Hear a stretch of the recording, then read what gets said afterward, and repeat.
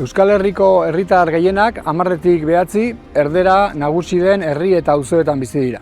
Herri horietan erdera entzuten da gehien bat kalean eta etxeetan, eta horrek berarekin dakar erdalduntzeko joera indartsu bat. Ingurune horietan zaila da euskeraz bizitzea, ahalegin berezi bat egin behar da hortarako, eta zaila da haurrak euskaldun hastea.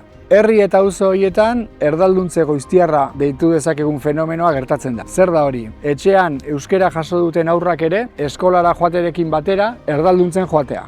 Hau da, geroz eta erdera gehiago erabiltzen hastea, eta konturatzerako erdera izatea beraien ohiko hizkuntza lagunekin aritzerakoan. Horrekin lotuta normalean joaten da gainera gaitasunezko aldaketa bat ere, eta erdera pasatzen da izatera beraien hizkuntza nagusia errezago egiten duten. Hori lehen mailako oztopo bada ingurune horietako euskalduntzean aurreratzeko. Helburua beharko luke herri horietan ere sortzea txiki-txikitatik eta etenik gabe euskeraz biziko den hiztun multzoa. Izan dezala eduki dezaken neurria, baina sortu dadila multzo bat euskeraz biziko dena etenik gabe.